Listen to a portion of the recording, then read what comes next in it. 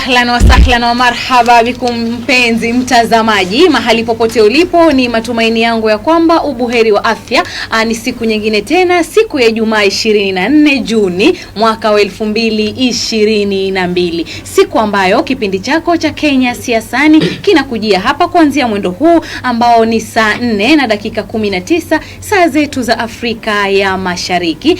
Kipindi hiki ni Political Arena, kikiletwa kwako na sio mwingine bali ni mimi Salma binti Athmani. Kwa hivyo nakusihi mtazamaji wangu uweze kuungana nami hadi tamati ili tuweze kuzungumza na kujadili masuala tofauti ya kisiasa kama yanavyoendelea katika taifa hili la Kenya. Na kama kawaida yangu huwa katika kipindi hiki niko naye mgeni ndio kuweza kufanikisha zaidi kipindi hiki, na katika mkono wangu hapa wa kushoto niko naye mgeni wetu wa siku ya leo, na nasema asante sana kwa kuweza kutenga muda wako asubuhi ya leo na kuja kuzungumza na Wakenya.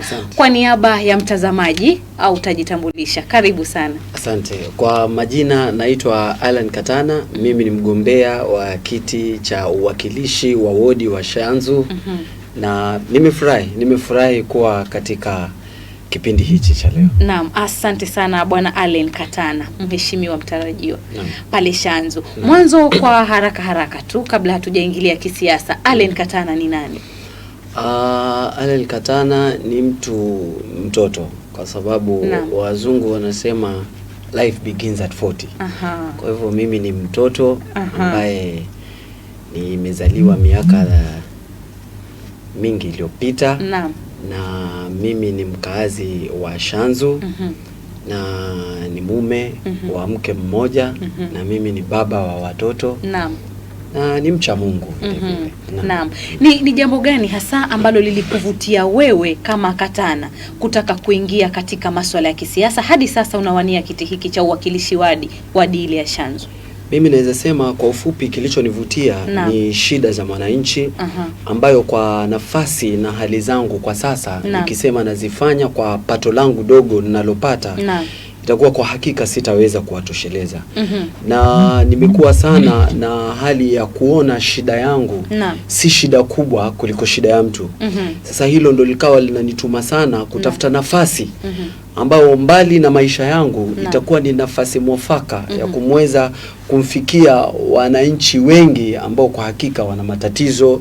Na huko nyanjani ukifika utapata kwa kweli watu wana matatizo, si matatizo ya afya, si matatizo ya karo za shule, si matatizo mengi tu ya kijamii. Ndio ikatuma nikaona nafasi peke yake ambayo pia imewekwa kikatiba inaweza kumfaa mwananchi ni kupitia kwa siasa na hususan kiti cha uwakilishi wa wadi. Naam, swadakta kabisa. Pengine unawania kiti hiki kwa tiketi gani?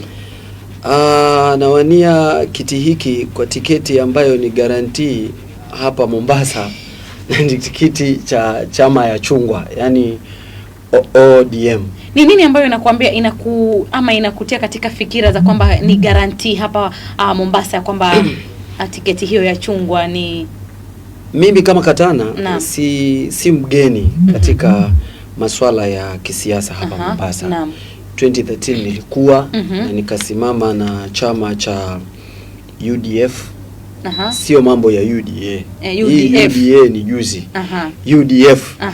Na sikufika katika kura kubwa kwa sababu chama kilikuwa kimepeana wagombea wawili tikiti hiyo moja. Tikiti moja wagombea wawili. Na ilipofika pia 2017 unakuta mwananchi amekupenda lakini mwananchi anaangalia kule juu tunampa kiongozi gani ambaye tunamuona na maadili sawa. Na wale viongozi wote walikuwa na maadili sawa mbali na mimi wakawa wamepata tikiti ya chama cha ODM. Na wakawa wamefaulu. Na ukiangalia Mombasa kutokea wakati huo 2013 mpaka sasa utakuta 99% ya viongozi wako kwa chama kile. Sasa itakuwa mimi na upungufu wa akili kama sitasoma kutokea na matukio yaliyotokea. Ndio posa nikaingia kwa chama hichi cha ODM. Na nina imani inshallah. Kwa hivyo kivyako kama nimekuelewa, mwanasiasa ni chama sera ama utendakazi wake? Mwanasiasa inategemea vitu vingi. Naam. Kwanza mwanasiasa anakutafuta wewe kama kiongozi. Pili, anaangalia viongozi waliojiunga na vyama fulani kwa sababu ya maadili ya chama fulani. Unaona kama ukichukua vyama vyote nchini Kenya tuna vyama vingi. Lakini utakuta kwanza Azimio. Hema ya Azimio imebeba vyama vingi hata kushinda kwa wale wengine wa kumaliza nchi.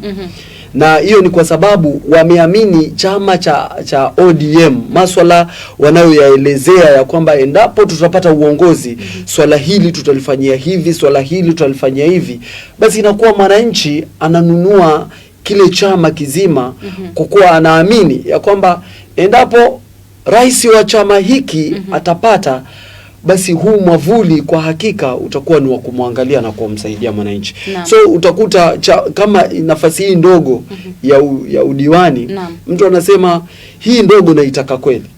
Lakini ile kubwa ina maana sana kwa sababu imebeba mwavuli mzima wa nchi nzima. Naam. Kwa hivyo ni kwamba unahisi kwamba chama hiki cha ODM bado kina maarufu hapa Pwani, na lilo jambo ambalo lilikushinikiza wewe ukapendelea. Utasamahani kwa kukata kauli. Si Pwani tu, Kenya mzima. Ndio bado unasema kina umaarufu chama hiki. Chama cha ODM kina umaarufu. Kwa hivyo nikikuuliza kwamba pengine ungechukua chama mbadala, unahisi kwamba ungeanguka katika uchaguzi wa Agosti 9? Sikuhisi kwamba ningeanguka. Nishaanguka. Kwa hivyo ni jambo ambalo lingetokea. Mwananchi anakuambia kabisa tunakupenda kweli, lakini huku umeenda. Sasa hiyo ikwambie kwanza rais wa 5 wa Jamhuri ya Kenya ajaye ni Raila Amolo Odinga, kwa sababu huku Pwani, hususan Mombasa, watu wanaamini Raila ndiye kiongozi ambaye anafaa kuwa rais Kenya. Ndio maana hata serikali iliyopita ukiangalia upigaji wa kura ulivyokuwa, utakuta watu wengi walimpigia Raila. Sasa watu wanafikiria haina faida tukose yale makubwa kwa sababu ya kiti kidogo. Kwa hivyo mimi siwezi kuingia katika hali ambayo ni dalili ya tahadhari yenye nimepewa. Naam, kuna viongozi ambao walichaguliwa kupitia tiketi ya ODM, tiketi ya chungwa ambayo wewe unawania nayo. Lakini la kushangaza ni kwamba ama kinaya ni kwamba bado walifeli wakazi wao. Unahisi ya kwamba ni sababu gani ambayo inaweza kupelekea hivyo? Na wale waliofeli asilimia 80 wote wako nyumbani. Sasa tusiwazungumzie watu ambao tayari wamewekwa kando kwa sababu mwananchi aliona huyu mtu hakunifaa. Sasa najaribu tu tupatie ile picha na taswira kamili ya umuhimu wa chama. Naam. Okay, umuhimu wa chama kwangu mimi, chama nitasema ni kama chombo cha usafiri. Kwa sababu katiba yetu imeweka hali aina mbili ukitaka kugombea. Unaweza ingia kama mgombea huru na unaweza ingia kupitia chama. Na mgombea huru mara nyingi itabidi atengeze kijimanifesto kama nafasi hii yangu mimi ninaogombea ya wakilishi wa wodi. Inabidi utengeze manifesto ambayo pia inaweza mfurahisha mwananchi na aone faida mbali na hii ward, mbali na hii eneo la wadi ninaloliwakilisha Kenya mzima, kwa sababu jamii zetu zinaishi mapana ya Kenya yetu. Sasa ikiwa mimi nitafaidi hapa, je, babangu, dadangu aliye bara atafaidi vipi? Sasa mimi kilichotuma niseme nitagombea kupitia tikiti ya ODM ni kwamba ninaiamini sana manifesto ya ODM. Kama baba care.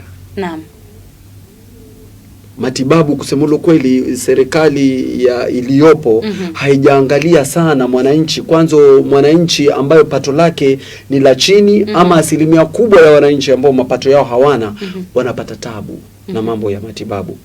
Ndio ukakuta watu wenye taasisi za wenye hizi private sectors wamefanya mpaka kuingilia kati. Tunaona kama hapa Mombasa kuna mfanya biashara ambaye ameamua, bwana, mkiwa wagonjwa mnaweza kuja, mmefiliwa mnaweza kuja kwangu. Ni kwa sababu shida za watu ni nyingi na serikali haijaikezea sana kwa upande wa matibabu. Walichofanya, wanasema imekuwa imegatuliwa, sehemu ya matibabu imegatuliwa. Lakini mbali na ugatuzi ule, mgao unaotoka kwa serikali kuu kuja katika serikali za county pia ni mdogo. Unakuta kuna kulipa wafanyikazi, kuna kujenga shule za chekechea, kuna kujenga mabarabara madogo. Sasa ile pesa inayotumwa kwa taasisi za zana za matibabu, unakuta ni pesa finyu sana ambayo haiwezi kutosheleza. Lakini Baba Care itawezesha serikali za magatuzi kupata sehemu kubwa ambayo pia ya fedha ambayo pia wataweza kuwekeza katika matibabu. Sasa wewe uangalie familia ambazo za watu zinaoteseka, watu watapata 6,600. Si unaona vitu kama vile? Sasa vitu kama vile mimi nikiviona vinanifanya niamini ya kwamba hii serikali kwa uhakika italeta msaada. Upande wa viwanda, serikali ya baba imesema itafufua viwanda vilivyoko, na watakaopata kazi hizi za viwanda si watu ambao tutawapa mawilbaro waendeshe. Ni watu ambao tutawapa waliosoma, tutawapa hizi kazi wafanye, ili kuwawezesha pato lao likaweze kuwa kubwa, na hivyo basi kukimu familia zao. Sasa mambo kama hayo, kwa nini niunge mkono chama kingine? Ina sababu fika kwamba wewe una umuhimu wa kuunga ODM sana tu. Na ili nikumalizie, nikaona pia nilikuwa kuna nafasi ya kwenda kama mgombea huru. Lakini nikienda mgombea huru, mbali na kwamba ninahatarisha nafasi ile, kwa sababu kunao watu wanasema lazima awe baba, na halafu kunao watu wanasema lazima awe Katana. Sasa nikaona ni vizuri wale ambao wanasema lazima awe Katana, ili niwafanye wafuasi wangu kisawasawa na nijaze kapu la baba pia. Kwa hivyo unasema kuna changizo kubwa, kwa kura za urais kutoka kwako. Kuna kitu nimesoma kwa biology inaitwa symbiosis. Wewe unafaidi na mimi ninafaidi. Si story za kupe ya kwamba kupe amekudandia. Umembeba, ushasema. Sasa mimi swali langu la manifesto litakuja, lakini sasa nilikuwa nataka kukupatia taswira ambayo iliweza kutolewa, ni takwimu ambayo imetolewa na IBC usiku wa jana, ya kwamba wamesema kuna zile takwimu ambazo baba angeweza kupita, ambazo alipita mwaka wa 2013, lakini kura kidogo zikaweza na zikaenda kwa Rais Uhuru Kenyatta. Mwaka 2017 wale katika zile ngome za Raila zikaweza kupungua kwa kuhofia huenda kura ama uchaguzi ukawa si wa huru na haki, kwa sababu tayari kulikuwa kuna ile atiati. Na kama tulivyoona uchaguzi ukaweza kubatilishwa na Raila Amolo Odinga akaweza kutolewa katika kiongozi yule, na ndio maana akajipeleka hadi kujiapisha yeye mwenyewe. Sasa swali langu ni kwamba kama ngome ya Kisumu ilikuwa ngome ya Raila, lakini watu wakakosa kujitokeza kumpigia kura, ni jambo gani ambalo kwa sasa Wakenya watashawishiwa ili wampigie kura Raila na sio mwingine? Mimi kwanza niko mahali ambapo watu wameshift. Mimi kwanza sina imani na IBC.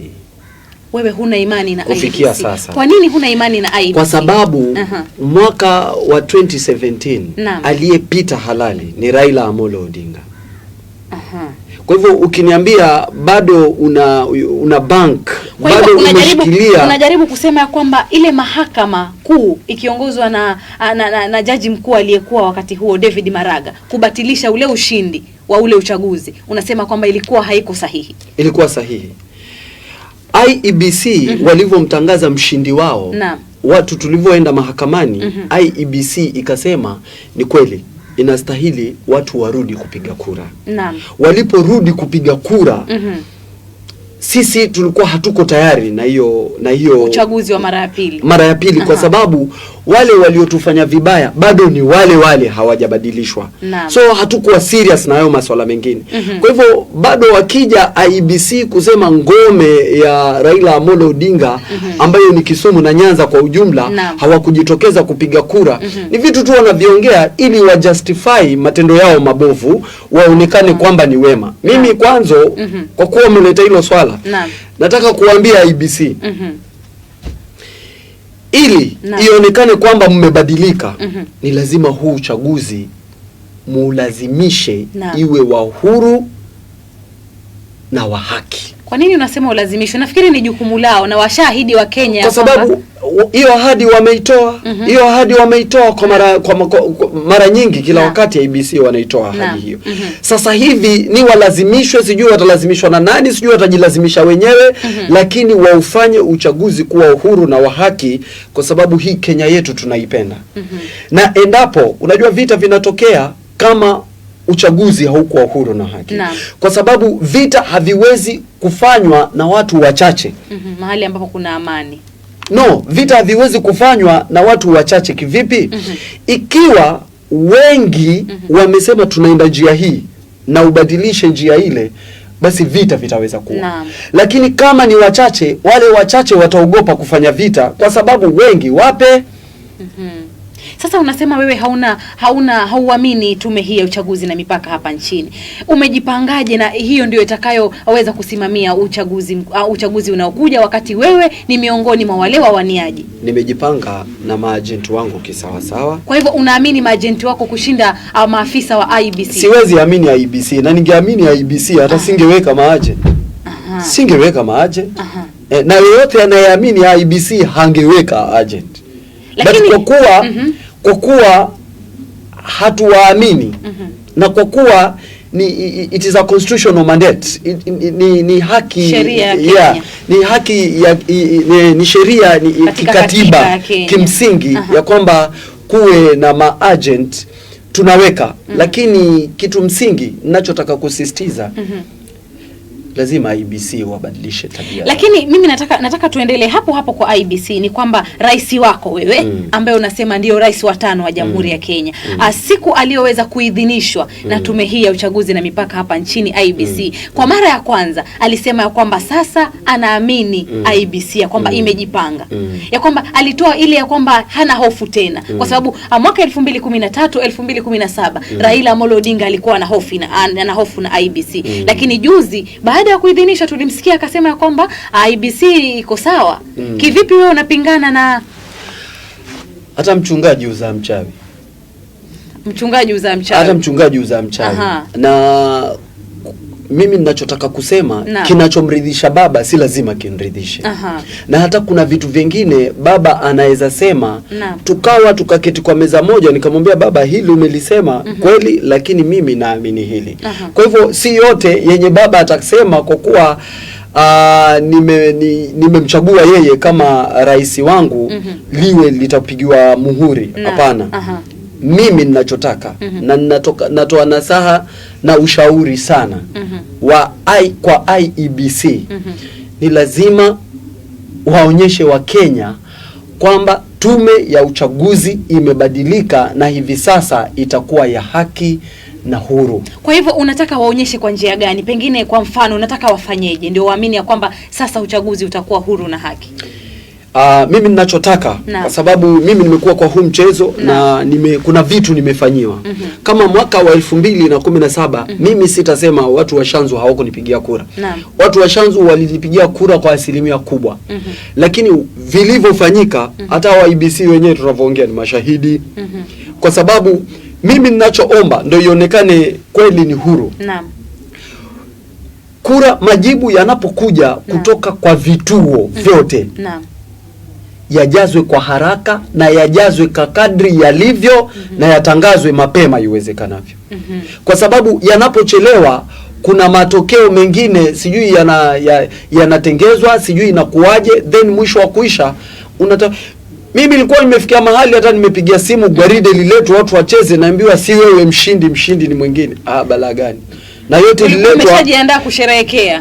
Nimejiandaa kusherehekea kwa sababu nikifuata vituo vyote nimeshinda. Bado vituo viwili. Kwa sababu Shanzu tuna vituo 7. Kwa hivyo vituo viwili vilikuangusha, ama ni kwa sababu ya uzembe wa IEBC kama unavyosema? Si kwa sababu ya uzembe. Ni kwa sababu ya ujuzi wa IEBC 2017 kuhakikisha nimeanguka. Kwa hivyo ni ujuzi wao ndio ulikuangusha. Ujuzi wao. Lakini mwenyewe ulikuwa, lakini kihalisia ulikuwa umepita. Kihalisia nilikuwa nimepita. Nikija hapo kwa manifesto, umesema ya kwamba kuna baba care, mambo mengi ambayo tuliona manifesto ya Raila Amolo Odinga akiweza kuyazungumzia siku ile wakati alipokuwa anayazindua rasmi. Na swala hili la manifesto ni kwamba mwaka 2013 kulikuwa na manifesto ya Rais wa Jamhuri ya Kenya na naibu wake Daktari William Ruto. Na mwaka 2017 kukawa na manifesto ya hao wawili akiwa bado wanarudi katika awamu ya pili. Na kulingana na wale wadadisi wa masuala ya kisiasa, wamehoja kwamba umuhimu ama ile thamani ya manifesto imetolewa kwa kuwa kumekuwa na ahadi hewa katika misimu hii miwili ama mihula hii miwili. Wakati huu muhula wa pili, kama tunavyojua, wengi wanafahamu ya kwamba Raila Amolo Odinga ndiye amekuwa mshauri mkubwa wa Uhuru Kenyatta. Unahisi ya kwamba Raila Amolo Odinga alikuwa na ushawishi mkubwa wa kumshawishi rais wa Jamhuri ya Kenya kuweza kuleta mabadiliko katika taifa hili la Kenya ambayo Wakenya walikuwa wanatarajia lakini hawajayapata hadi kufikia sasa? Na kama alikuwa na ushawishi huo, kwa nini hakufanya? Unahisi ya kwamba yale aliyoyaahidi atawatimizia Wakenya? Na kama atawatimizia, kwa mbinu gani? Mimi kwanza nitakupinga. Raila Amolo Odinga hajakuwa mshauri mkubwa wa Uhuru Muigai Kenyatta kama watu wanavyosema. Kwa sababu Uhuru ni rais na Raila Amolo Odinga amebaki kuwa kiongozi wa upinzani. Na mimi ninachotaka kusema, kwa sababu kwa kiasi fulani pia mimi nimefanya kazi na serikali. Na awamu ya kwanza ya Mheshimiwa Uhuru Muigai Kenyatta niliona walifanya kazi kwa kiasi fulani na vitu vilikuwa kidogo vimeleta mtazamo wa kwamba huenda nchi kabadilika. Lakini kwa mtazamo wangu namuona Uhuru alikuwa na nia nzuri na nchi yetu ya Kenya. Lakini unajua nyumba inajengwa na watu wawili, baba na mama. Na sitaki kusema naibu wa rais alikuwa mama, lakini alikuwa msaidizi, kwa sababu tunaamini kwamba mwanaume ni kichwa na mama ni msaidizi pale nyumbani. Sasa katika tamaa na pengine ubinafsi uliomuingia naibu wa rais, ndo ukatuma ikawa serikali ina utata. Na kama tunavyojua, chama cha Jubilee kiliundwa muungano wa vyama viwili, cha TNA na Jubilee. Hilo likwambie, Mheshimiwa naibu wa rais alikuwa kuna wabunge ambao kivyo vyote walikuwa wanamsikiza. Na Mheshimiwa Uhuru Muigai Kenyatta alikuwa na wabunge vile vile wanavyomsikiza. Sasa hatuwezi kumlaumu sana Mheshimiwa rais, kwa sababu mijadala ili ifanyiwe kazi ni lazima ingie bunge, ipitishwe bunge. Mimi nikiwa ni mfanyikazi wa bunge pia, nilikuwa kuna vitu navifuatilia sana. Sasa utakuta kuna vitu ambavyo Mheshimiwa naibu Uhuru Muigai Kenyatta, rais wa jamhuri yetu, anataka vipite ili ndio vifanye kazi. Kwa sababu hata ukiwa rais, hakuna vile unaweza kutumia pesa ya serikali kama haijapitishwa pale bunge. Sasa vilikuwa vikija pale bunge, unakuta hivi vitu havipiti. Vikija pale bunge, unakuta hivi vitu havipiti. Sasa ikawa ni matatizo. Na huu muhula huu wa pili, kusema ule ukweli, serikali ya Uhuru Muigai Kenyatta haikufanya kazi kwa sababu ya ugumu huo, kuganyika kwa serikali yake ndani kwa ndani. Na tukakuta upande huu mwingi sana, ukapata shutuma za mambo na ufisadi. Na hilo lisifanye watu kusema manifesto nyingi zimeletwa na hazifanyi kazi. Kwa hivyo hatuna story, hatuna haja na manifesto. Tunataka manifesto. Na Mheshimiwa the fifth, Mheshimiwa Raila Amolo Odinga hajakuwa rais wa jamhuri yetu. Na mimi ninaomba tumpe kitu chenye wazungu wanaita benefit of doubt. Huyu mzee hajakuwa na history yoyote ya ufisadi. Na huyu mzee amekuwa kwa serikalini, na wakati akiwa serikalini vitu alivyovifanya vinaonekaniwa.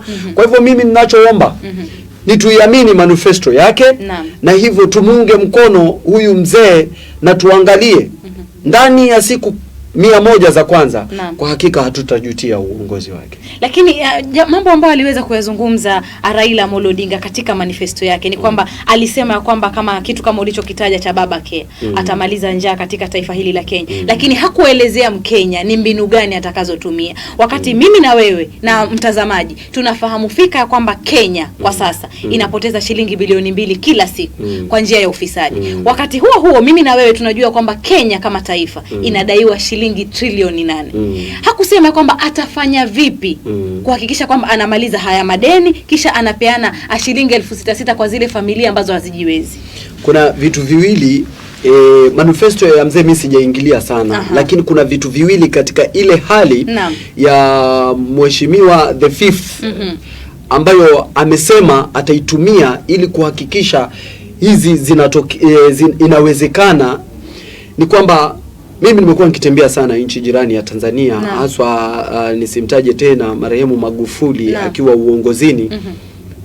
Wale walikuwa hawaombi pesa kutoka nchi za ugaibuni. Alikuwa haombi. Lakini yale maendeleo ukifika Dar es Salaam, yale maendeleo ile wanaita express kule kwao wanaita mwendo kasi, zile barabara vile ameweka stendi zao, vitu infrastructure yote ya Tanzania utapenda. Na hakuna siku hata moja wale walikuwa wameenda kukopa. Kitu ambacho the fifth anapanga kufanya kwanza ni kuua ufisadi. Kwa sababu ufisadi, na huo ni wimbo watokea 207 nimekuwa nikimsikia huyu mzee akiwimba. Pesa nyingi inapotea inaenda kwa ufisadi. Hiyo bilioni 2 ni pesa tu inatajika kwa macho ya kibinadamu. Lakini kusema ule ukweli ni zaidi ya bilioni 2 inayopotea. Mimi langu ni kusema endapo baba ataua ufisadi kama vile amevyokuwa akituhubiria kwa muda mrefu, basi ile pesa itapatikana. Pili, baba amekuwa akiimba kwamba atahakikisha tumeleta wawekezaji.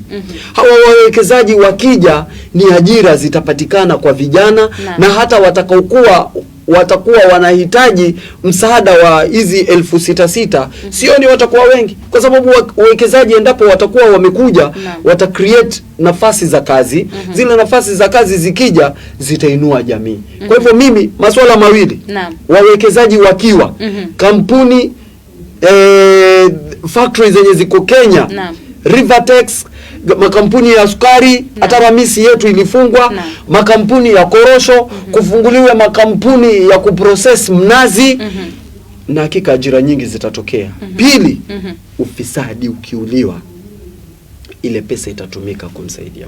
Lakini amesema ataua ufisadi, lakini hajatuambia atatumia mbinu gani. Ni mbinu ni hizi ninazokuambia. Kwa sababu tumesema tunamzungumzia Raila Amolo Odinga, ni kwamba awawaniaji wa kiti cha urais katika taifa hili la Kenya kufikia leo mimi na wewe tukiongea bado ni 4.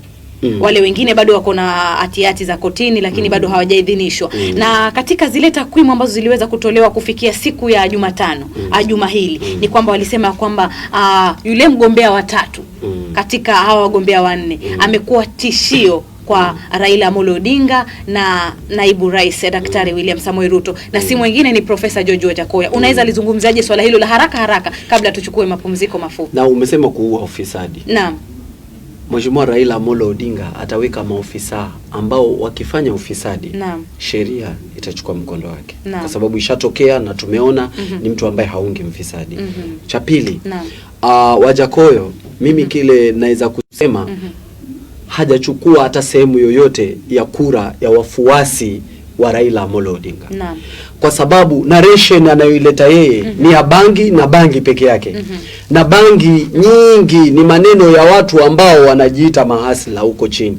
Kwa hivyo hawa wa kupeleka mawilbaro na hawa wenye narrative ya uhasla labda ameteka big chunk ya watu wao. Lakini wafuasi wa Raila Amolo Odinga, take it from me, wanaongezeka siku baada ya nyingine. Na hilo itakuwa shahidi kesho utaona ufuasi wa Raila Amolo Odinga. Na umesema kwamba pia Pwani bado ni ngome, ama ukasema Kenya nzima kwa jumla ni ngome ya Raila Amolo Odinga. Lakini hii leo ambao taarifa ambao imeweza kuchapishwa katika magazeti yetu ya humu nchini ni kwamba kaunti kama vile Kilifi yani ni kaunti ambayo iko katika hali ya hatihati. Haijaamua itapigia Raila ama itapigia naibu rais ama itapigia Wahiga ama itapigia huyu mwingine ambaye ni Wajackoya. Unaweza zungumzaje? kuhusiana na ngome, kudhibiti ngome ya Raila. Kudhibiti ngome tena ukaenda kabisa kwa Kilifi specific, kwa sababu hiyo ndio ambayo imeweza kuangaziwa. Kusema ule ukweli, walioangaza pengine ni watu tu wamekalishwa na rafiki yangu kipenzi sana Gavana Kingi. Lakini kusema ule ukweli, Kilifi County bado ni ngome kuu ya Raila Amolo Odinga, na nakwambia hapa utakuwa shahidi, atakayekuwa governor wa pili Kilifi ni Mheshimiwa Gideon Maitha Mung'aro. Wale wanaoulizwa sijui wanaulizwa kutoka wapi, kwa sababu ukienda mashinani kilicho ambako kulikuwa kidogo kuna ati hakuwezi kuwa ngome ya Raila Amolo Odinga, pia nako kumebadilika kuwa ngome ya Raila Amolo Odinga. Kwa sababu gani? Wapiga kura Kenya nzima inatambulika kwamba ni nani na nani? Raila na Ruto. Wapiga kura ni mimi na wewe na mtazamaji, na zaidi wa mama na vijana. Si kweli? Lakini takwimu katana ambayo iliweza kutolewa ni kwamba vijana hawana kura. Vijana hawana kura. Sasa wazee ndio wataamua ni nani atakayekuwa rais wa taifa. Wazee kuna wababa na wamama. Katika wababa na wamama wanaopiga kura ni akina nani? Ni wamama. Na the fact that Raila Amolo Odinga atakuwa rais wa kwanza jamhuri yetu kuweka naibu wake kama mama, amini usiamini, mama wa Kilifi anateseka sana. Na mimi hata usema kama si mama singesimama.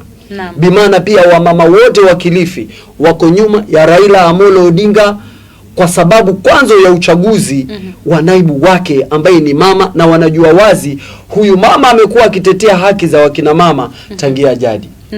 Kwa hivyo kura za Raila Amolo Odinga bado ziko pale pale, na tunaamini kadri tunavyosongea hata ambao walikuwa hawajaweka mioyo yao sawa kwa ajili ya kumpigia Raila watarudi kumpigia. Unaweza zungumziaje kwa haraka tu dakika moja ili swala la mzozo unaoendelea ndani kwa ndani? Nikisema ndani kwa ndani namaanisha kwa mfano muungano wa Azimio la Umoja. Kuna vita vya ndani kwa ndani ambavyo vinaendelea katika kaunti hii ya Mombasa. Tuliona kwamba walikuja pamoja na wakaweza kusuluhisha mzozo huo, ya kwamba kulikuwa kuna wawaniaji wawili ambao wanawania kiti kimoja kupitia muungano mmoja, kama vile tulivyomuona Suleiman Shabali mfanyabiashara kaweza kushusha anyavu zake na kumpisha mbunge wa Mvita. Na kuna kaunti ya Siaya kama sijakosea ama Isiolo, ni kwamba kuna wagombeaji zaidi ya wawili ambao wanawania kiti kupitia tiketi ya chama muungano mmoja. Unaweza uzungumziaje?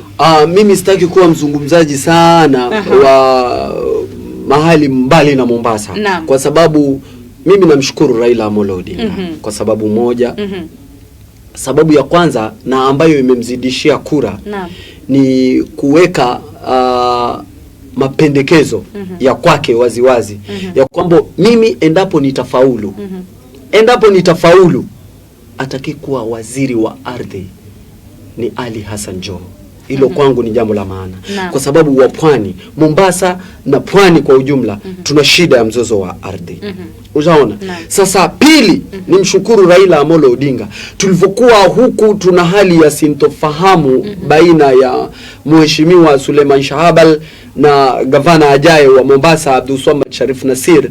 Mheshimiwa aliingia kati na akaeka usawa ambao ule usawa umetuliza kura zote za Azimio zimemlenga yeye Mheshimiwa Raila Amolo Odinga, kwa sababu ile hewa mbaya ambayo ingetatiza aliiondoa. Lakini kuna Wiper bado kuna atiati. Unaonaje pengine Mike Sonko akipewa tiketi? Atapewa just in case. Mimi sitaki kusema mgonjwa ambaye yuko ICU. Tungoje huyu mgonjwa, kama atapona basi tutamfanyia sherehe. Lakini kuna dalili zote ya kwamba huyu mgonjwa kusema ule ukweli ni atakuwa ametembelewa na Israeli. Tena la zaidi Wiper Mombasa haina mshiko. Lakini Wiper bado ni Azimio, kwa hivyo Wiper bado ni Azimio. Nina hakika siku zao zimeisha. Na kwa kuwa siku zao zimeisha, sisi kama ODM ndani ya Mombasa County tumekuwa tukifanya campaign na kuuza ODM na Raila Amolo kwa ujumla. Kwa hivyo mimi sioni itakuwa ni haki iwe kutakuja mtu kwa kuwa yuko Azimio na kwa muda fulani amekuwa haifanyii kazi hata hiyo Azimio, kwa sababu alikuja kuchelewa. makesi kotini, hajauza sera za kutaka baba lazima tuhakikishe baba amekuwa rais.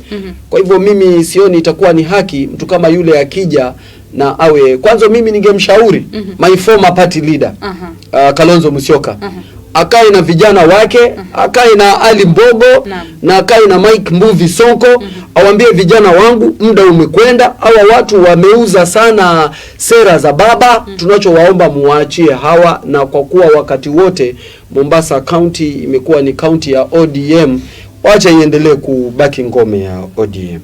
Anaitwa Allen Katana, anajiita aka 1GB, anazidi kudadavua yale masuala ya kisiasa ambavyo kadri yanavyoendelea katika taifa hili la Kenya. Kama anavyo amekita mizizi sana maeneo haya ya pwani, hususan kaunti ya Mombasa, ambayo yeye anawania kiti cha uwakilishi wadi ama udiwani eneo lile la Shanzu, kaunti hii ya Mombasa. Sijui wewe msikilizaji na mtazamaji wa Alshifa, sijui kama una yapi ya kuzungumza ama una swali gani kwake kuhusiana na yale anayoelezea kinagaubaga katika siasa zinavyoendelea katika taifa letu la Kenya, tukiwa tumesalia tuna siku 40 pekee na 5 kuweza kufika kwenye uchaguzi wa Agosti 9. Mimi naomba tu nichukue mapumziko mafupi, lakini tunarudi muda usio kwa mrefu kuhakikisha tunaendelea na mdahalo wetu wa siku ya leo, tukiwa tuna mgeni wetu hapa bwana Allen Katana kutoka maeneo yale ya Shanzu, akiwa anawania kwa tiketi ya chama cha chungwa, na anasema bado Mombasa ama pwani Kenya kwa jumla bado chungwa inashika mizizi. Endelea kutazama runinga ya Alshifa. Kipindi hewani ni Political Arena.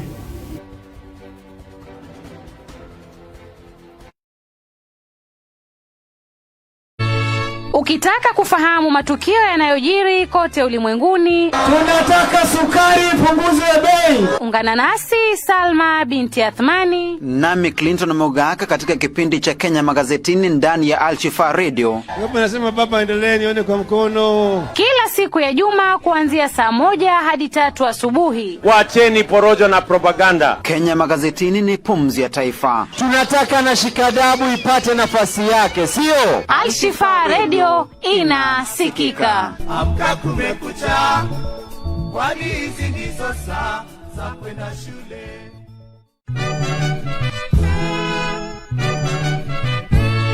Ukitaka kufahamu matukio yanayojiri kote ulimwenguni, tunataka sukari punguze bei. Ungana nasi Salma binti Athmani nami Clinton Mogaka katika kipindi cha Kenya Magazetini ndani ya Alshifa Radio.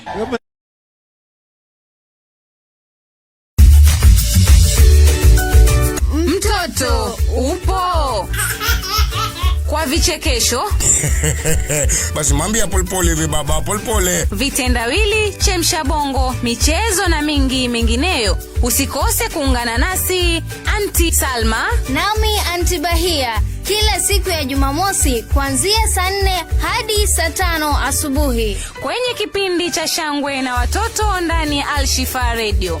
Alshifa Radio inasikika. Yo, makali kweli kweli. Alshifa Radio inasikika.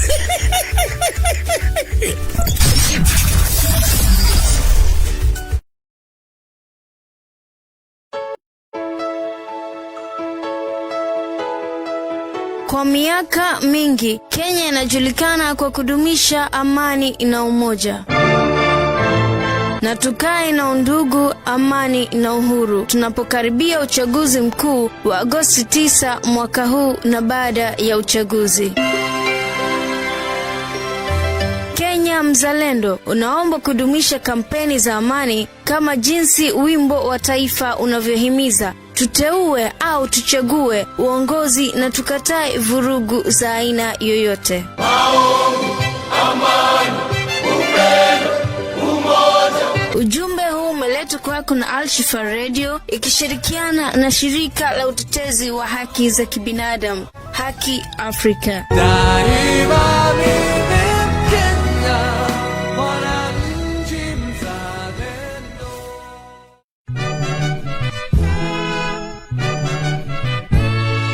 Ukitaka kufahamu matukio yanayojiri kote ulimwenguni, tunataka sukari ipunguzwe bei. Ungana nasi Salma binti Athmani nami Clinton Mogaka katika kipindi cha Kenya Magazetini ndani ya Al-Shifaa Radio. Baba nasema baba endelee nione kwa mkono. Kila siku ya Juma kuanzia saa 1 hadi 3 asubuhi. Wacheni porojo na propaganda. Kenya Magazetini ni pumzi ya taifa. Tunataka na shikadabu ipate nafasi yake, sio? Al-Shifaa Radio inasikika. Amka kumekucha, kwani hizi ndizo saa za kwenda shule.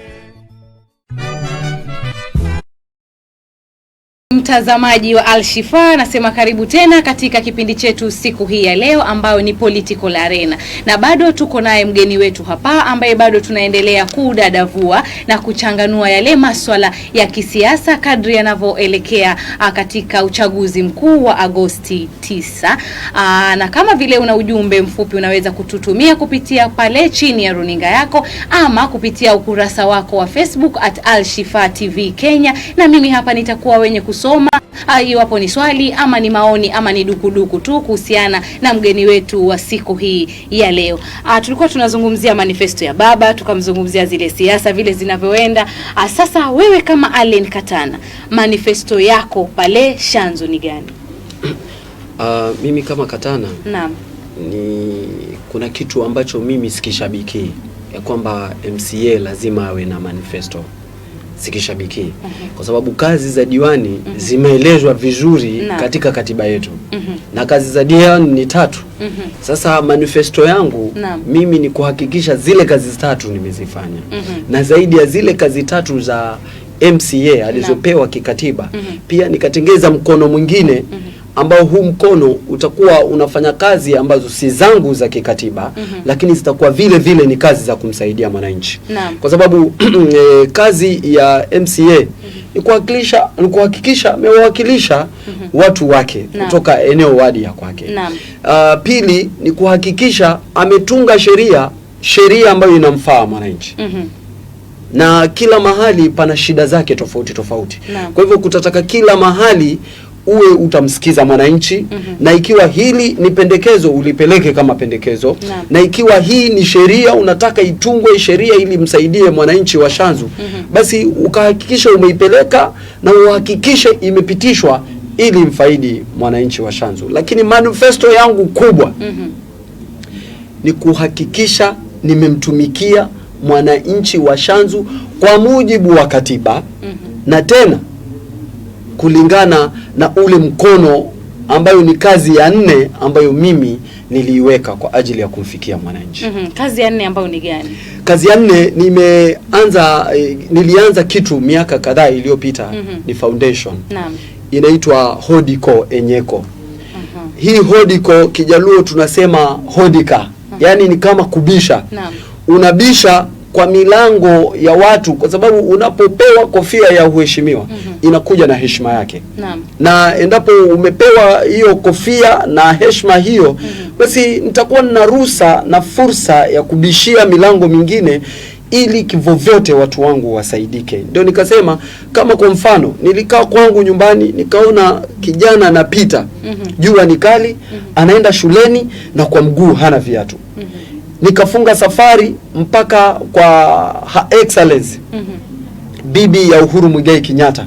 Nikamwambia, mheshimiwa, naona unafanya ABCD, unagawanya visodo, unagawanya hata viatu, na kule kwangu pia kuna watu ambao hawana. Nashukuru alinipatia pea 1500 za viatu, na nikaja nikagawanya kwa mashule, kwa makanisa na misikiti. Hiyo haingewezekana kama singewenda kubisha. Njaa ya corona ilivyotupiga, nilikwenda mpaka kwa waziri, naibu wa waziri wa devolution, mheshimiwa Gideon Maitha Mungaro. Nikambishia, mheshimiwa akanipa chakula cha kutosha, na nikaja nikawaganyia wananchi ambao niliokuwa naona hakika hawa wanaohitaji. Kwa hivyo kupitia kwa mkono ule wa kubisha, nitabisha ili watu wangu wasaidike. Hivi ninavyokuambia tayari nimefungua CBO ya wamama zaidi ya 320. Tayari nimewatafutia wahisani wamewapa pesa, na hawa wamama karibuni wataanza kukopeshana katika interest ya chini, na hii pesa ukikopeshwa si ya kununua liwa, madera na makeup, ni pesa ya ambayo lazima ukaanzishe biashara ili badala ya kukupa samaki nikupe nyavu ukaanze kujivulia we mwenyewe samaki katika kiwango kile unachotaka we mwenyewe. Na nikasema isitoshe, nimepanga kufanya safari mimi mwenyewe kwenda sana nchi kadhaa nilizozichagua mimi mwenyewe, nikatafute kazi za vijana ambao vijana wanaenda kazi zinatafutwa na vijana wanalipishwa pesa nyingi, na unakuta vijana wale wa hakika ambao wana ari ya kufanya kazi ili wasaidie jamii za watu wa kwao hawapati zile nafasi, kwa sababu hawa maagent wanaziuza gali na ni nafasi walizozipata bure. Nataka kwenda nitafute zile nafasi nipawe bure, nisafirishe vijana. Jukumu la kijana itakuwa ni atafute passport na aweke pesa ya medical ambayo ni kama 5,500, lakini visa na air ticket wale wenyewe huwa wamelipa, ni vijana wasafiri. Na langu nimewaahidi vijana, ndani ya siku 100 nataka kusafirisha, ikiwa ni kidogo nisafirisha vijana 200. Na hawa vijana nitakayemsafirisha na hata saidia jamii yake, langu ni kutia fitina, arudi tupeleke kijana ambaye atasaidia jamii yake ili hii jamii ipate mtu itakao waangalia. Kwa hivyo utakuwa wasafirisha ukiwafuatilia. Kwa nini usiwatengezee foundation hapa Mombasa? Mbona unawasafirisha katika mataifa ya nje? Foundation ziko nyingi hapa Kenya. Na kwa sababu hatuna wahisani ambao wanaweza kuwasaidia, ambao wanaweza waajiri, kwa sababu kuanzisha foundation itafadhiliwa na nani? Sasa mimi nikaona badala ya kuanzisha foundation wao wakienda, tunazo foundation na kuna watu ambao mimi nawajua, sitaki kutaja foundation za watu, kuna watu nawajua miaka 15 down the line wako kwa foundation, na ukiangalia lamana waliojifanyia hakuna.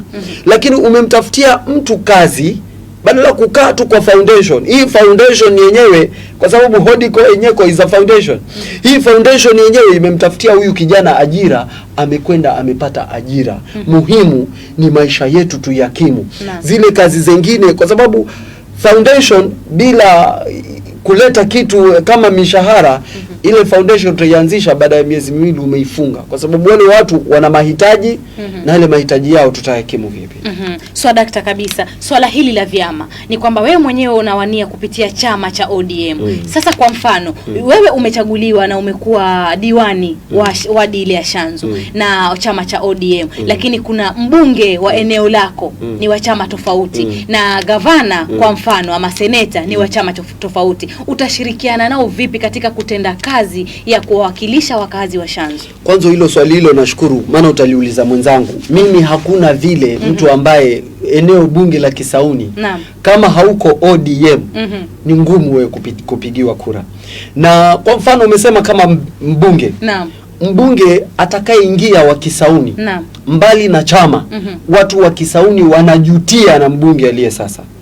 Kwa hivyo hilo likwambie, mbunge ajaye ni Juma Rashid Bezimba ambaye ana tikiti ya ODM. Na hapigiwi kura tu kwa sababu ana tikiti ya ODM. Anapigiwa kura kwa sababu tulivijaribu kuweka mtu mwingine, zimbunge aliyewapo ana chama cha Wiper. Watu wanajililia sahihi majumbani kwa sababu basari hazigawanywi kisawa sawa. Mbali na basari, Mheshimiwa Bezimba alikuwa anaenda extra miles. Basari anatoa na anaenda extra miles kuwatafutia hata chakula watu. Kwa sababu mbali na basari kuna vitu watu wafanyie.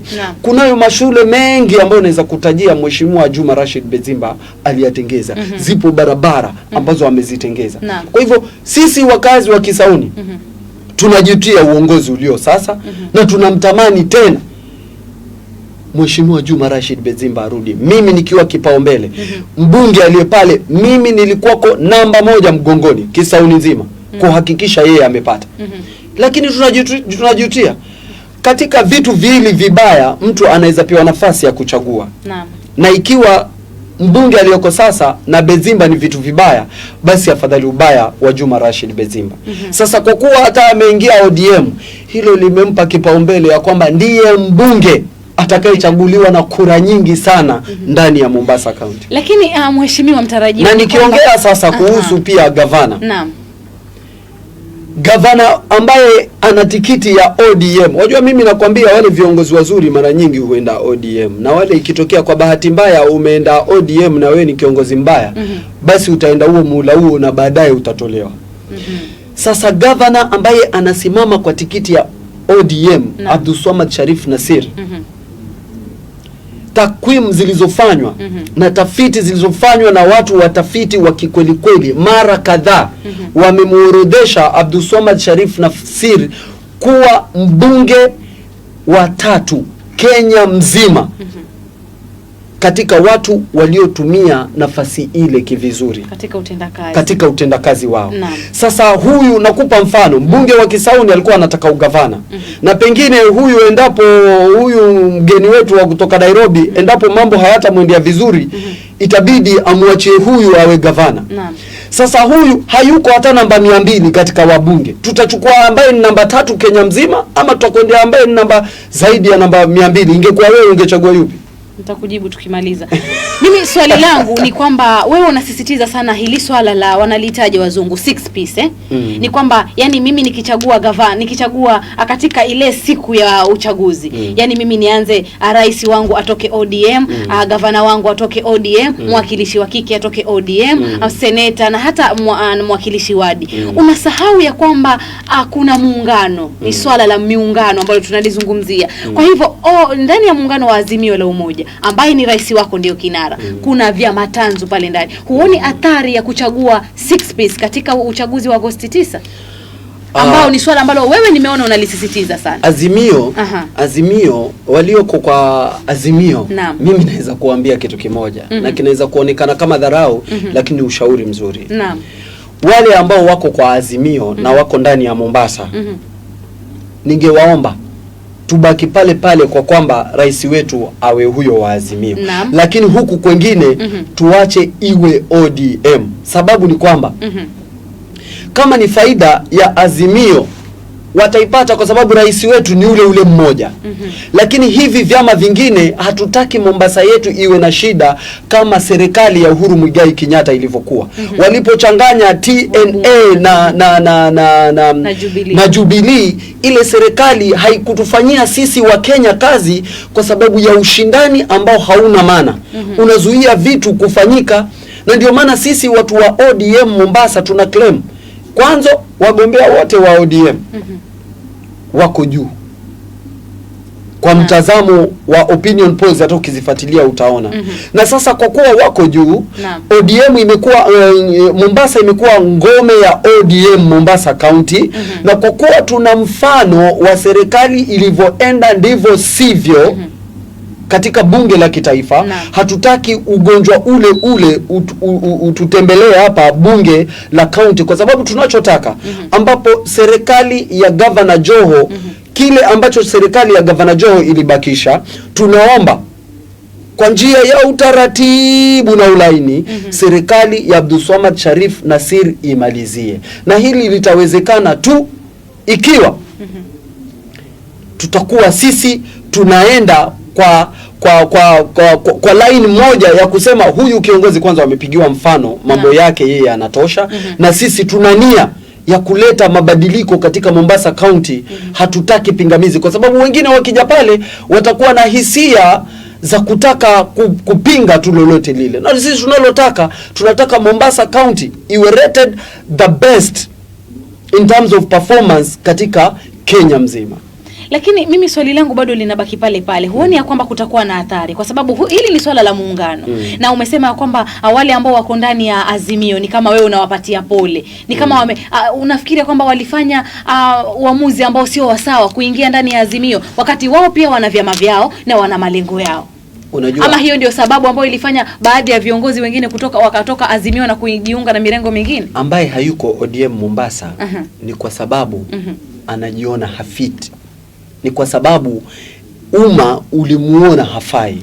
Walio ODM ndani ya Mombasa ni viongozi ambao ni chungia. Mimi nakupa mfano. Suleiman Shahbal na Abdulswamad Sharif Nassir. Kama ingekuwa Abdulswamad Sharif Nassir hasimami, angekuwa anafaa ni Suleiman Shahbal. Sasa kumaanisha the top cream, the top leadership the best leadership yenye iko Mombasa County wote walikuwa wako ndani ya ODM. Sasa wale ambao wako nje ya ODM ni watu ambao walikuwa wanajua wazi uongozi mzuri uko ODM. Kwa hivyo sisi wacha tutapetape tu. Unajua unaweza kuwa na mgonjwa unaona wazi huyu mgonjwa wangu yuafa. Lakini wacha nisiambiwe kwamba sikumshughulikia, ningangane tu akafe kwa mlango wa hospitali. Uko ICU unaona mgonjwa wangu kivyo vyote tu atakufa. Lakini wacha tu awe ili watu waone. Kwa hivyo wale hawako hali ya kutafuta uongozi wa kuwahudumia wananchi wa Mombasa. Wako pale ili waonekane tu ni maradhi ambayo yalishughulikiwa na yakafa. Sasa sisi tumewakubali pale pale wasimame na sisi katika azimio na wamuunge mkono gavana wetu, waunge mkono madiwani wa ODM, waunge mkono seneta wetu, wamuunge mkono pia na women rep wetu, waunge mkono na madiwani ili mwisho wa kwisha tuungane sote. Tuhakikishe baba kura za azimio ameziingiza katika kapu moja na tuhakikishe Mombasa County yetu iko katika top 3 ya the best counties in Kenya. Kwa hivyo unamaanisha kwamba zile ahadi ambazo zimeweza kuahidiwa kwa vile vya matanzu ni kama pia zinaweza kuwa ahadi hewa kwa wale, kwa sababu kila chama ambacho kiko ndani ya azimio kina msimamizi wake ama kinara wake. Unahisi ya kwamba hizi ahadi ambazo waliahidiwa hawa vinara wa hivi vyama ni ahadi hewa? Si ahadi hewa. Ni ahadi ambazo zitakuwa kweli. Ndio maana mheshimiwa my former party leader Kalonzo Musyoka alikwenda akakumbuka ya kwamba hapa ni kweli, lakini kwa kuwa tuko karibu na Canaan haifai kufanya mambo mengine, ikabidi arudi. Na hakurudishwa na kitu kingine. Alirudishwa kwa kuamini ya kwamba Raila Amolo Odinga ataiweka ahadi yake. Kwa hivyo ndio maana akarudi mahali. Ndio maana akarudi. Kwa hivyo hivi vya matanzu ingekuwa hawaamini ile ahadi, wangekuwa wameshajitoa. Na alikuwa kidogo analeta tishio ya kujitoa. Ndio yule amerudi na yuko mstari wa kwanza. Hapo kwa masuala ya vyama na utendakazi. Umezungumzia swala hili mwenyewe la kwamba waziri wa ardhi huenda baada ya Agosti 9 akawa Bwana Hassan Ali Joho. Na unahisi ya kwamba aliteuliwa katika njia inayostahili? Ile hali ambayo aliweza kupewa ile ama ule wadhifa, unahisi ya kwamba ni hali sawa? Kama waziri anafaa kuteuliwa kinamna ile, ama unaona kwamba kuna mahali hakuko sawa? Aya, mimi nataka kusema hivi. Baada ya siasa sasa kuamka Kenya mzima, kulikuwa na hali ya kwamba kila mtu lazima atengeze nyumba. Hata tukikumbuka naibu wa rais hakuwa anataka chama chengine chochote. Lakini tuliona Raila Amolo Odinga alikuwa accommodative. Akavikaribisha vyama vingi ili tuje tukae tuunde serikali ambayo itamwakilisha kila mwananchi, atajisikia kwamba nimehusishwa. Na katika hali ya uteuzi uliotokea hata kabla yeye kuapishwa, ni kwa sababu sisi bado hatujaamini kwamba BBI imekufa. Bado hamjaamini. Hatujaamini. Ndio maana na tuko katika harakati kivyo vyote BBI lazima irudi, kwa sababu cha msingi katika BBI ilikuwa ni kumbeba Mkenya yote katika serikali ya Kenya. Mimi tayari, na mtanisamehe pengine wapenzi sana wa chama chetu cha ODM, lakini mimi niko kwa ODM zaidi kwa sababu hata ya ahadi ambayo tumepewa. Kwa sababu my deputy party leader ambaye ni Governor Ali Hassan Joho alikuwa amesema atasimama kama rais wa Jamhuri ya Kenya. Lakini akaiondoa azma yake kwa sababu ya baba Raila Amolo Odinga. Na baba Raila Amolo Odinga alivyoona huyu kijana deputy party leader ambaye amesimama na mimi kidete msimu wote, amejiondoa katika na Governor Ali Hassan Joho hata leo. Ni vile IBC haiwezi ruhusu. Lakini hata leo akisema anataka kuwa rais, mimi wa kwanza kura yangu atakuwa nayo. Kwa hivyo Raila alivyoona huyu kijana amesimama na mimi muda huu wote na azma yake ameiondoa, anastahili kupata hii docket ya maana sana ambayo inatesa watu wa kwake, wizara ya ardhi. Na hicho kikanipa nguvu zaidi kuendelea kumkampenia Raila Amolo Odinga ili apate kitu kimoja kizuri, Gavana Ali Hassan Joho awe waziri wa ardhi. Ni jambo la maana. Kwa hivyo huku kumteua, hili neno kumteua sijui kizungu ni kumappoint ama ni kumnominate, I fail to understand.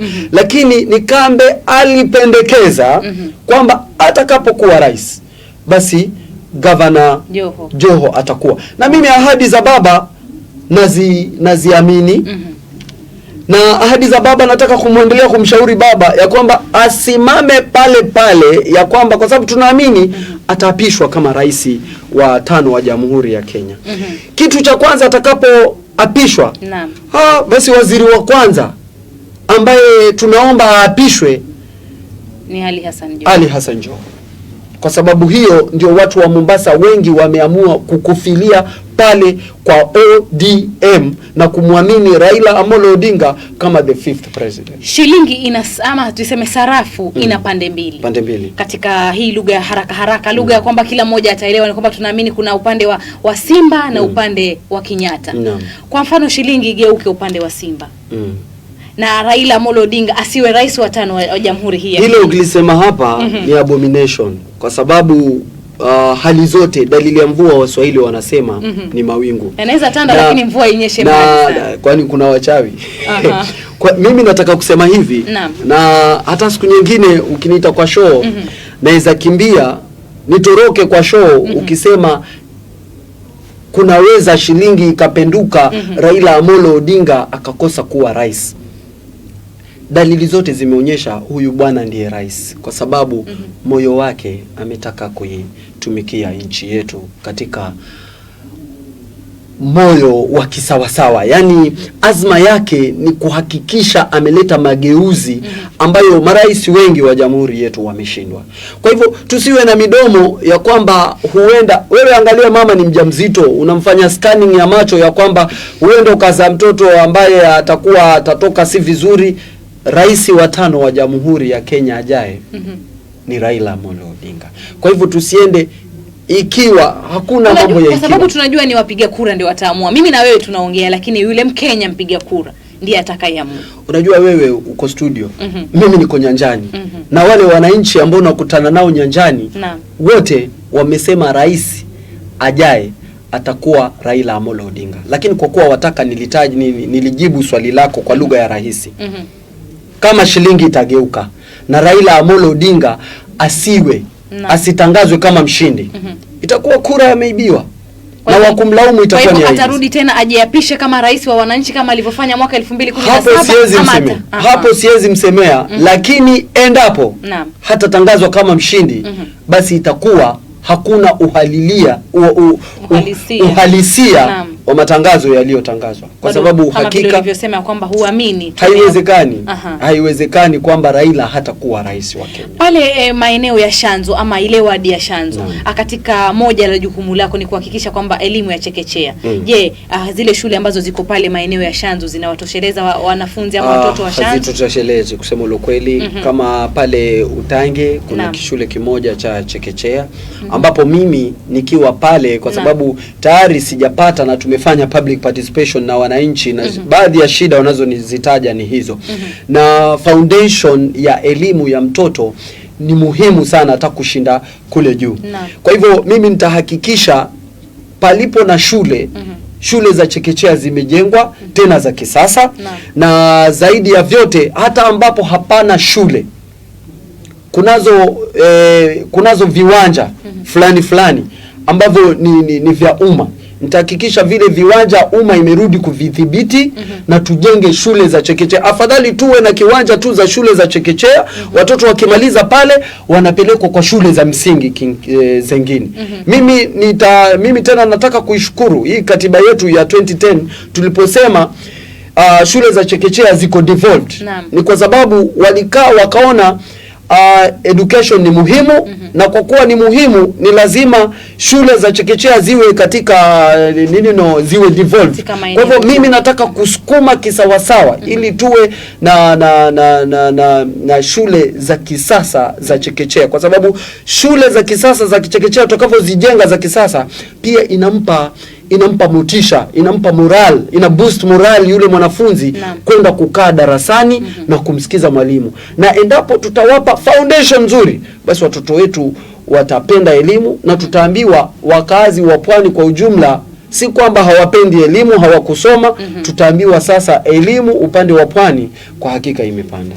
Hapo kwa elimu ni kwamba kuna ule ugavi wa hizi pesa za masomo ambao wenyewe wanaita bursaries na hizi za CDF. Ni kwamba pia kuna kitengo ambacho mwakilishi wadi na mbunge wanashirikiana kuhakikisha kwamba pesa hizi zimemfikia yule mlengwa. Lakini swala hili limeleta utata sana katika taifa hili la Kenya, si kaunti moja tu. Kwa hivyo maeneo mengi ya taifa hili la Kenya, wengi wamekuwa wakilalamika kwamba wananunua hizi basari, wengine wanasema kwamba hawazipati, zinapewa watu ambao ni mambo ya kujuana. Wewe utakapochaguliwa kama mwakilishi wadi ama kama diwani wa eneo la Shanzu, utahakikisha vipi wakazi wa Shanzu wanapata mgao huu? Katika kazi zangu hizo 3 nimekwambia, kuna moja ni oversight. Naam. Na oversight yangu sitaifanya peke yake katika hazina ya serikali ya county. Nitaifanya oversight yangu kwa mbunge na hata kwa women rep. Sababu tunajua women rep ana affirmative action fund na tunajua mbunge ana NGCDF. Na hilo lilolisema kuna dhulma nyingi katika wakati, kwa sababu utakuta watu ambao hawastahili kupata wanapata. Mtu ana mzazi na mzazi wake anajiweza anapata. Utakuta kuna yatima ambaye hastahili kupata basari lakini anapata. Mimi nataka kukwambia kwa mfano mimi ni yatima, wazazi wangu walienda mbele za haki, lakini mimi sihitaji basari kwa sababu pengine kwa mfano wazazi wangu waliniachia mali. Wewe uliachiwa mali, lakini ikija mambo ya basari nawe unataka upewe basari, utakuta wale si haki. Na vitu ambavyo vimenifanya pia mimi ni muunge mkono Abdulswamad Sharif Nassir katika manifesto yake, anaweka serikali yake mashinani. Ile serikali yake mitaani inasaidia. Kuna kamati ambazo tayari ameshaanza kuziform. Zile kamati zitakuwa zinaangalia, je, huyu anastahili basari? Yes, ni yatima. Huyu yatima huyu ana uwezo wa kujilipia ama anastahili basari? Ili katika basari ya serikali ya governor kuwe kuna ule uhaki na usawa katika ugavi wa basari. Pili, Mheshimiwa governor ambaye ni mtakiwa Abdulswamad Sharif Nassir amesema, na ni kitu ambacho kinanifanya ni muunge mkono sana. BBI ingepita kungekuwa na WDF, yani World Development Fund. Lakini mimi nawapangia nyinyi madiwani World Development Fund ambayo itawawezesha, mbali na ile kamati ambayo nitaweka ya chini mashinani. Sio watu wafunge safari mpaka huku Treasury Square kukuja fata basari. Zile basari mtakuwa mnaletewa na through ward admin, village administrators mpaka chini mashinani. Hawa ma MCA nao watakuwa na World Development Fund ambao watatenga hazina fulani ifikie wale wananchi, kwa sababu mwisho wa kuisha katika mtazamo wangu kutoka rais mpaka MCA anayejua shida ya mwananchi mashinani sawa ni MCA. Kwa hivyo mimi naamini katika serikali tutakayoichukua ya county ya Kenya mzima na hii ya Shanzu, ninataka kuamini kulingana na huu mfumo ambao umekuwa laid down, manunguniko yatarudi kwa kiwango kikubwa sana. Yatarudi kwa chini. Dakta kabisa. Swala zima la walemavu ama watu wanaoishi na ulemavu ni kwamba hivi asubuhi tulikuwa tunaongea na mmoja kutoka kaunti ile ya Tana River. Anasema kwamba shule za Tana River ziko, shule za umma ziko katika kaunti ya Tana River, lakini shida ni walimu wa kusomesha watoto ambao wanaishi na ulemavu. Bado tuko katika swala la elimu pale Shanzu. Utashirikiana vipi, kwa sababu lazima wadi ya Shanzu ina walemavu? Utashirikiana vipi wewe utakapochaguliwa kuhakikisha kwamba tunaboresha elimu ya mtoto mlemavu eneo la Shanzu? Haya, hivi sahihi kuna kitu nimeanzisha Shanzu, inaitwa PWDS. Watu wanaoishi na ulemavu katika Shanzu. Hata wiki ijayo nitakukaribisha, nafungua ofisi yao. Tuko na zaidi ya walemavu 57 katika chama chetu kufikia sasa. Na hata ukienda kwa mtandao wangu wa kijamii utakuta nimefanya mkutano kama siku 4 zilizopita, kama si siku 5, na viongozi wao. Na wiki ijayo kama nilivyokuambia tutafungua ofisi. Na baadhi ya vitu hivi tuliviangazia kwa kina. Tuliviangazia kwa kina na si maswala peke yake ya elimu ya kwamba tunahitaji walimu ambao wamebobea, kwa sababu si walemavu wote ambao wanahitaji walimu wenye wako special in that area. Not unless ni kama deaf, kama wale wenye ulemavu wa macho watahitaji walimu special. Lakini wenye ulemavu wa viungo wengine ni watu ambao wanaweza fundishwa tuna kawaida. Kitu ambacho sisi tumekaa na tukasema tumeweka orodha ya vitu ambavyo tunafikiria sisi tunadhulumiwa. Ukienda kama kwa ofisi za chifu, utakuta ofisi za chifu zina staircase ambazo zile ngazi vipandio zilivyowekwa, wengine yale magari yao hayawezi panda. Na ofisi ya chifu ni ofisi ambayo kila mtu ana uhitaji nayo. Kunazo hospitali ambazo zimejengwa sana na hizi vitu hazijaekwa. Kunazo shule kama vile ulivyosema zimejengwa na hao watu, hata madawati wanayowekewa wengine inakuwa ngumu kwa, na si madawati, si hospitali, si ofisi, hata vifaa vyao, miguu yao hii ya kutembelea, magari yao inakuwa shida. Kwa hivyo tumekaa na bado hivi vitu tunavitafuta, tunaendelea kuvipanga na tumeanza kuita viongozi.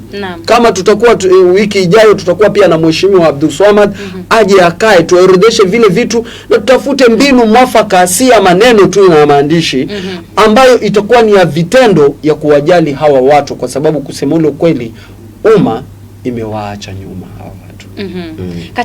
Katika sijui ni changamoto ama ni katika uongozi wako kutakuwa na, kwa ofisi yako kutakuwa na mtu ambaye anaishi na ulemavu pengine, ama umependekeza ama unafikiria jambo kama hilo? Tayari kwa kuwa nina imani Mwenyezi Mungu ataniwezesha niwe MCA wa Shanzu raundi hii. Tayari kuna mtu ambaye hata tukimpigia simu sasa hivi ukiruhusu utampigia, atakwambia mimi nafanya rasmi kwa ofisi ya Mheshimiwa Wanjibi nikiwakilisha walemavu. Kwa hivyo yuko, na nimejaribu kusukuma wengine kwa ofisi ya Governor Abdul Swamad awabsorb mbali na wale wake, kwa sababu yeye tayari kuna wengine wa absorb. Lakini nataka wengine katika kile chama tulichoanzisha wa Shanzu wawe pia wataingia huko, kwa sababu hawa ni watu wako, na wengine wamezaliwa na ulemavu, wengine ulemavu wanaopata kadri wanavyoishi. Kwa hivyo ni watu ambapo hata uwezi kujua mimi na wewe kesho tunaweza jipata pale pale. Kwa hivyo ni lazima tuishi nao na tuwajali. Ndio mikakati ndio ifanya.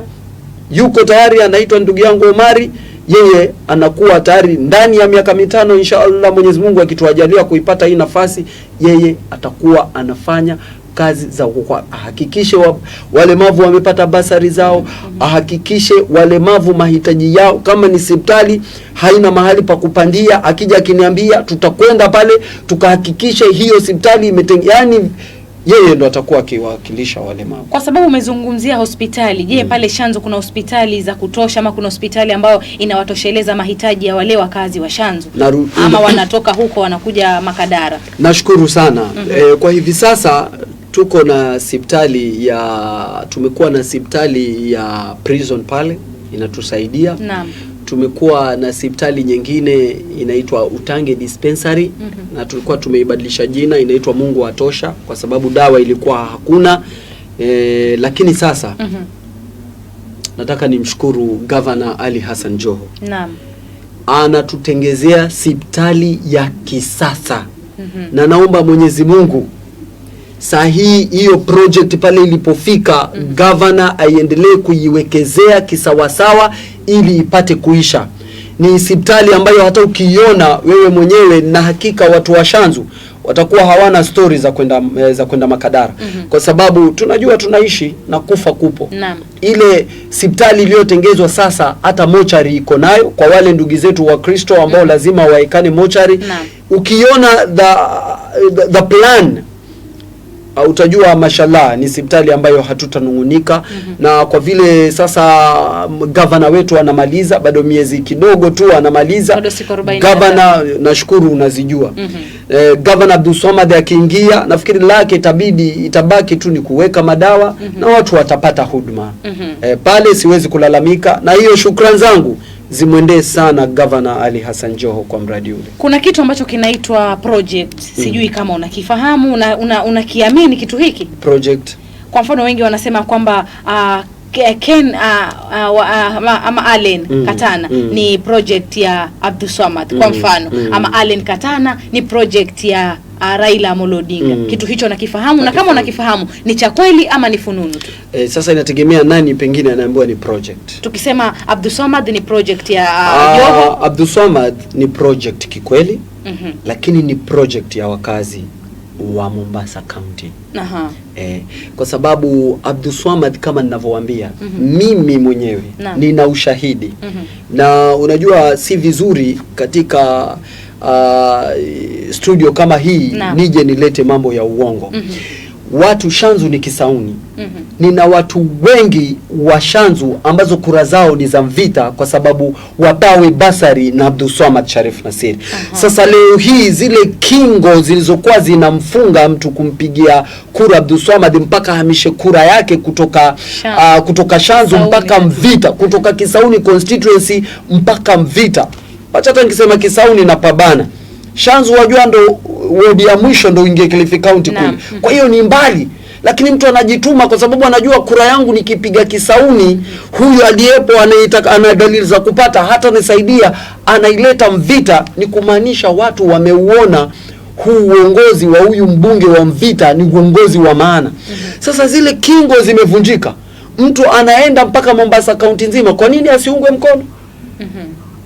Governor Joho kama anamuunga mkono Abdulswamad Sharif Nassir, basi Governor Joho anaendelea kuwa na nia nzuri ya wakazi wa Mombasa, kwa sababu wakazi wa Mombasa kusema ule ukweli wanampenda sana Abdulswamad Sharif Nassir, na pengine huenda hata Abdulswamad Sharif Nassir akapita kwa kura nyingi kumshinda hata alizopata Governor Ali Hassan Joho, kwa sababu Abdulswamad Sharif Nassir mashallah ni kipenzi cha wapiga cha wakazi wapiga kura wa eneo la Mombasa County kwa ujumla. So dakta kabisa, swala la maji. Swala la maji ni donda sugu katika county hii ya Mombasa ama katika maeneo haya ya pwani. Lakini wale wengi ambao tumezungumza nao, wengi wanasema kwamba kuna makatels wenye wanazuia maji, si kwamba Mombasa hakuna maji, sio kwamba pwani hakuna maji.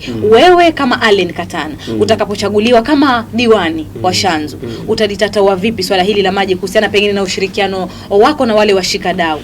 Tulikaa na governor wetu Abdulswamad Sharif Nassir kwa sababu tukikaa mara nyingi tuna mtazamo, endapo Mwenyezi Mungu ametupa hii serikali, swala tata ni hili na hili na hili. Kuna mbinu gani ambayo tunaweza tackle hizi shida ambazo zinampata mwananchi, moja wapo ikawa maji. Na tukasema sometimes kuna kuwa na kuchelewa kwa kulipa bills za stima kwa watu wa power. So tukasema hili swala la kuchelewa kulipa bills tutahakikisha bills za watu wa maji zinalipwa ili pump iendelee kutupa maji. Pili, tukasema hata yale maji ambayo ni atufikie huku bado ni kidogo, kwa sababu maji yanatoka Mzizima na Baricho. Unaona? Sasa hiyo consumption ya watu wa Kilifi wenyewe pia haiwatoshi na inatumika mpaka Voi. Ndio maana serikali ya Uhuru Muigai Kenyatta wamechimba na wanaendelea kuleta ili maji yawe mengi. Lakini Abdulswamad Sharif Nassir akaja na mbinu. Akasema hii bahari tuko nayo, haya maji yanaweza badilika na yakawa ya matumizi kwa maisha ya binadamu kwa ujumla. Unaona? Kwa hivyo amekuja na tayari ameanza kutafuta investors ambayo pia wataweza kutusaidia ili tukaweze kufaulu katika kuitumia hii bahari yetu ili ikaweze kutusupply na maji hata ya kutumia kwa manyumba yetu. Naam. So dakta kabisa. Katika ule uwakilishi ambao uliweza kufanywa na madiwani kaunti ya Mombasa, takwimu ambayo imetokea ni tangu mwaka 2013 2022. Ni kwamba wamesema kwamba madiwani waliochaguliwa katika kipindi cha miaka hiyo wameweza kuangusha wakazi wa Mombasa. Kwa sababu tunasema uongozi huu ni wa mashinani, kama ulivyosema hakuna kiongozi ambaye anajua shida za mwananchi kama diwani ama mwakilishi wadi.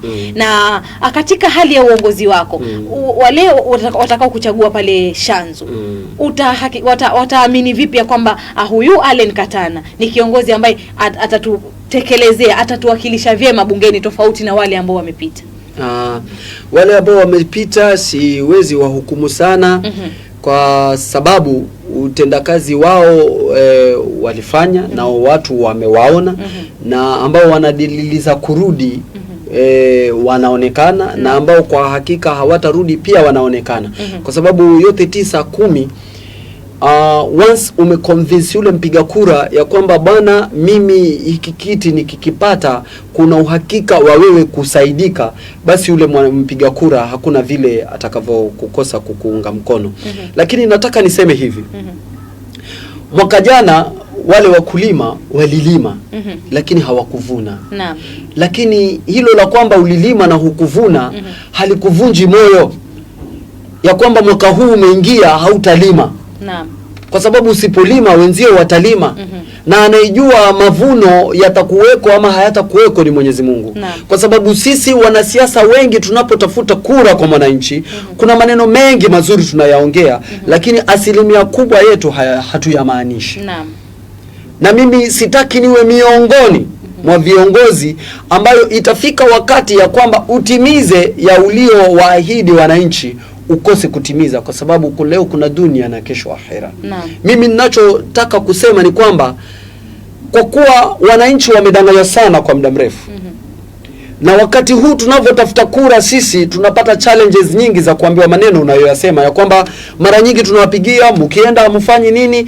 Mimi imani yangu iko juu ya kwamba wakati huu viongozi watakaochaguliwa kihalali na wapiga kura ni wale wenye moyo wa kuwafanyia wananchi, mimi nikiwa miongoni mwao, na kazi ya wananchi wa Mombasa tutaifanyia. Kwa hivyo ni kama unasema sasa hamasisho imeweza kuwaingia wale wapiga kura. Kwa hivyo hawana wasiwasi na shauku. Hawana wasiwasi, na kwa kuwa kilichowatoa wasiwasi wamewachagua, watawachagua viongozi ambao wanajua kwa hakika huyu akipata atatusaidia. Kwa sababu kiongozi ni yule hajapata lakini unamuona ana bidii ya kung'ang'ana kutaka kuwasaidia watu.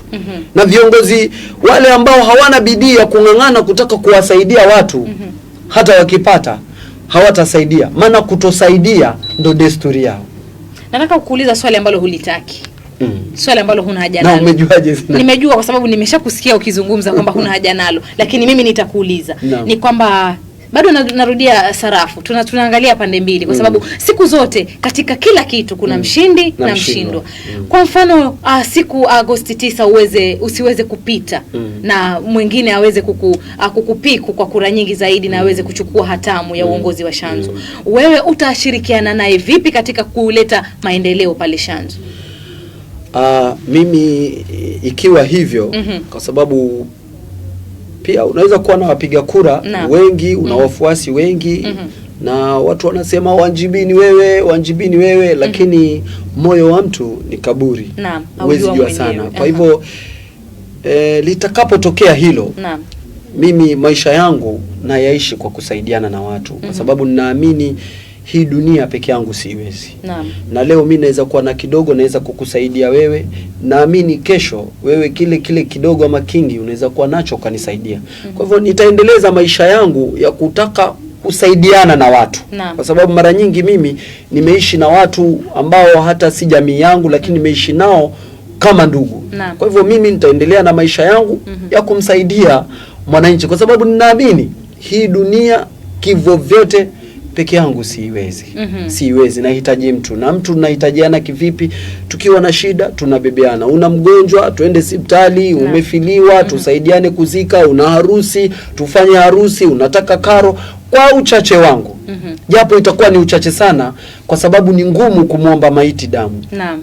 Swadakta kabisa. Na ni kwamba viongozi wengi wa mashinani sasa kila wanaposimama katika kampeni zao wanapigia kura ama wanapigia zile kampeni viongozi wale wa kule juu. Kwa mfano gavana, kama vile ambavyo tumekusikia wewe unamzungumzia sana gavana wako, unazungumzia sana rais wako, hadi inafikia wakati nyinyi wenyewe mnajisahau kule mashinani. Huoni ya kwamba hiyo pia ina shida, ama unaona kwamba ukishampigia kampeni yule Raila Amolo Odinga kama rais wako ni linakupatia wewe katika kujipatia umaarufu na uungwaji mkono katika sehemu unayotoka?